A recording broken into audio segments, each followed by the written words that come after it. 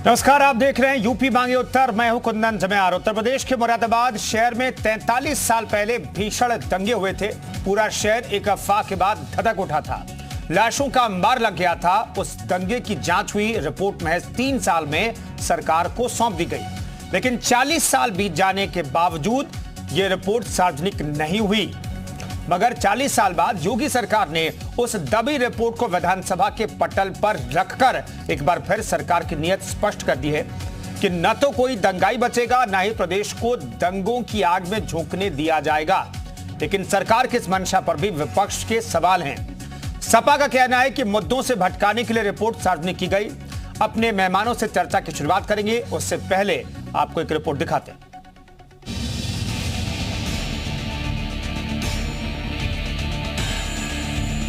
43 साल पहले मुरादाबाद में ईद की नमाज के बाद भड़के दंगे का पूरा सच अब सामने आएगा।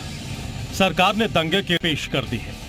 विलंब के कारणों सहित सड़क परिवहन निगम अधिनियम 1950 की धारा 33(4) के अधीन सदन के पटल पर रखता हूँ। संख्या 30, माननीय परिवहन मंत्री जी। आपका रुपया से दरअसल सीएम योगी की अध्यक्षता में 11 मई को हुई कैबिनेट की बैठक में मुरादाबाद दंगे की एक सदस्यीय न्यायिक जांच की रिपोर्ट को सदन के पटल पर रखने के प्रस्ताव को मंजूरी दी गई थी। न्यायिक आयोग की रिपोर्ट के मुताबिक मुरादाबाद के डॉक्टर शमीम अहमद खान इस दंगे का सूत्रधार था। 1980 से लेकर अभी तक किसी भी राजनीतिक दल ने मुरादाबाद दंगे की रिपोर्ट को सार्वजनिक नहीं किया। मुरादाबाद दंगे का जिक्र चुनावों के दौरान सियासी मंचों पर तो खूब हुआ, मगर किसी भी सरकार ने इस दंगे का सच जनता के सामने रखने की जरूरत नहीं समझी। अब योगी सरकार ने इस रिपोर्ट को सदन के पटल पर पेश किया है। रिपोर्ट पेश होने के बाद इसको लेकर सियासत भी तेज हो गई है। सपा ने कहा कि महंगाई, बेरोजगारी जैसे मुद्दों पर ध्यान भटकाने के लिए मुरादाबाद दंगे की रिपोर्ट पेश की गई है। आज समस्या है बेरोजगारी की, आज समस्या है गरीबी की, आज समस्या है स्वास्थ्य की, आज समस्या है लोगों के साथ होने वाले जुल्म, जाति अन्याय की, भ्रष्टाचार की। इन सारी समस्या है। और जब भारतीय जनता पार्टी की सरकारें इन समस्याओं को दूर करने में वो होती है तो वो इस तरह के प्रोपेगेंडे लेकर आती है।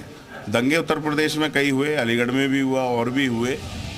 वहीं रिपोर्ट को लेकर डिप्टी सीएम केशव प्रसाद मौर्य ने कहा कि हर किसी को इस रिपोर्ट का स्वागत करना चाहिए, क्योंकि इससे पता चल जाएगा कि दंगा कौन करता है, कौन इसका समर्थन करता है और कौन इसके खिलाफ लड़ता है।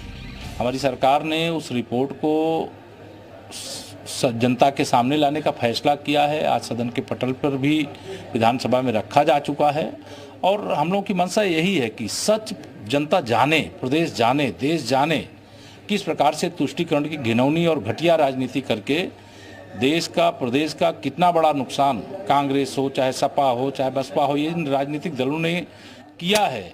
आज उत्तर प्रदेश दंगा मुक्त है। जानकारी के मुताबिक 13 अगस्त 1980 को ईद की नमाज के लिए करीब 50,000 से ज्यादा लोग जुटे थे। भीड़ इतनी ज्यादा थी कि लोग सड़कों तक पहुंच गए थे। नमाज के दौरान ही वहां एक सूअर घुसने की अफवाह फैली, जिसे इस्लाम में अपवित्र माना जाता है। इसके बाद भीड़ हिंसक हो गई और पत्थरबाजी शुरू हो गई। चश्मदीदों के मुताबिक पुलिस की फायरिंग से भगदड़ मची और इसमें कई लोग मारे गए। इसके बाद मुरादाबाद में कई दिनों तक दंगे भड़कते रहे। ब्यूरो रिपोर्ट, जी मीडिया। तो इस दंगे से जुड़ी हुई जो रिपोर्ट है वो उसके कुछ हिस्से मेरे पास भी मौजूद हैं। और 13 अगस्त 1980 को जब दंगे की शुरुआत हुई थी तब वहां पर ईद की नमाज पढ़ने के लिए इस रिपोर्ट के मुताबिक 60 से 70 हजार मुस्लिम लोग वहां पर मौजूद थे।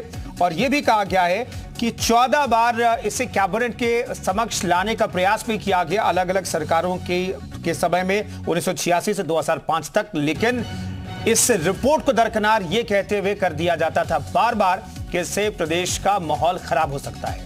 इससे जुड़े हुए कुछ सुलगते सवाल हैं, वो हम आपके सामने रखना चाहते हैं। उसके बाद इस चर्चा की शुरुआत करेंगे। मुरादाबाद दंगों की रिपोर्ट को आखिर क्यों दबाया गया, ये अपने आप में बड़ा सवाल है।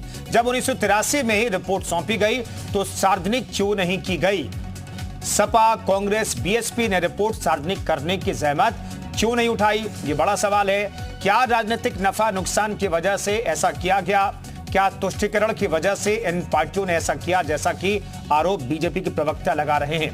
तो इन तमाम सवालों का जवाब हम तलाशने की कोशिश करेंगे। तमाम मेहमान हमारे साथ जुड़ रहे हैं, उनसे बातचीत करते हैं। के विक्रम राव हमारे साथ वरिष्ठ पत्रकार मौजूद हैं, अशोकधर द्विवेदी हमारे साथ पूर्व IPS अधिकारी मौजूद हैं, अनिल सिंह प्रवक्ता बीजेपी के हमारे साथ, अनिला सिंह हमारे साथ प्रवक्ता बीजेपी के मौजूद हैं, कपिल श्रीवास्तव प्रवक्ता सपा के मौजूद हैं, वैभव त्रिपाठी हमारे साथ नेता कांग्रेस के मौजूद हैं, आकाश शर्मा मुरादाबाद से लाइव हमारे साथ जुड़े हुए हैं। आकाश का सबसे पहले रुख कर लेते हैं। आकाश, 43 साल बीत गए और आज उस रिपोर्ट की सच्चाई भी सामने आ गई, जो 40 साल लगे जिसको सच्चाई आने में लग गया। क्या मुरादाबाद का माहौल खराब हुआ है? मुरादाबाद में कुछ ऐसी आवाज उठी है जो प्रदेश की कानून व्यवस्था के लिए, लोगों के लिए खराब है? जी देखिए कुंदन, सबसे पहले तो हम आपको साफ बता दें कि जो घटना 1980 में हुई थी, उसकी आज जो रिपोर्ट योगी सरकार की तरफ से पेश की गई है, उसके बाद में मुरादाबाद के अंदर जो कहा जा रहा था कि कोई माहौल बिगड़ सकता है, लेकिन ऐसा कुछ भी मुरादाबाद के अंदर नहीं देखने को मिला। लोगों ने उल्टा इस जो रिपोर्ट आई है उसका स्वागत करा है और ये कहा है कि कहीं ना कहीं जो गलती जिसकी भी थी उसको सामने लेकर आया गया है। मतलब कुल मिलाकर के लोगों का कहना यह है कि जो हुआ है वो उसको तो वो तो बहुत बुरा हुआ है। जो प्रत्यक्षदर्शी हैं, जो पीड़ित हैं, वो सभी लोग इसका स्वागत कर रहे हैं कि योगी सरकार ही सही 43 साल के बाद में किसी सरकार ने तो इतनी हिम्मत करी है जो इस पूरे मामले को सामने लेकर आई है। जी ठीक है, लौटता हूं आपके पास आकाश। अनिला जी, इतनी हिम्मत कैसे आई मौजूदा सरकार में, योगी सरकार में, जिस रिपोर्ट को 40 साल तक ठंडे बस्ते में रखा गया, उस रिपोर्ट को आप लोगों ने सार्वजनिक करने का क्यों फैसला किया? मेरी सबको राम राम। और ये हिम्मत जो है तभी आ पाती है या हो सकती है जब आपकी राजनीतिक इच्छा शक्ति जो है बहुत ही सुदृढ़ हो और आपकी जो मंशा हो वो ये हो कि असत्य को उजागर करना चाहिए। और हमारे यहाँ कहा भी जाता है ना कि अधर्म पे धर्म की विजय सदैव होती है, या मैं कहूँ पाप का घड़ा कभी ना कभी तो फूटता ही है। पहले के राजनीतिक दल जो सत्ता में आए, जो कि तुष्टीकरण की राजनीति करने के लिए जाने जाते हैं, वोट बैंक की राजनीति करने के लिए जाने जाते हैं, अगर उनका किसी भी प्रकार का कोई इन्वॉल्वमेंट नहीं था तो 1980 से लेके अब तक क्यों नहीं उजागर हुई? अभी आप ही ने बताया 2005 तक बारंबार जो है वो पटल पे आई और ये कह दिया गया कि माहौल बिगड़ेगा। क्या मतलब है? ये याद तो हमें 1947 में जब हमारे भारत के टुकड़े हुए थे तब की याद दिला देता है कि जिन्ना ने कहा 11 अक्टूबर को प्रेस कॉन्फ्रेंस करके जिन्ना ने कहा कि अब आबादी की अदला बदली हो जाए। 12 अक्टूबर को नेहरू साहब कहते हैं कि नहीं, इससे माहौल खराब हो जाएगा, हम ऐसा कुछ नहीं करेंगे। तो ये राजनीतिक दल जो केवल और केवल इसलिए राजनीति करते हैं गुणा भाग करके तुष्टीकरण की, तो वो लोग इस प्रकार की कोई रिपोर्ट सामने आने ही नहीं देगी। एक्सपोजे जो हुआ है, जो रिपोर्ट अब आई है, उससे सिद्ध होता है कि भाई होता कारण कुछ है, आपकी राजनीति कुछ है, दोनों लोग मिलके खिचड़ी पकाते हैं और वो खराब खिचड़ी इस राज्य को खिलाई जाती है और जिससे कि माहौल खराब होता है।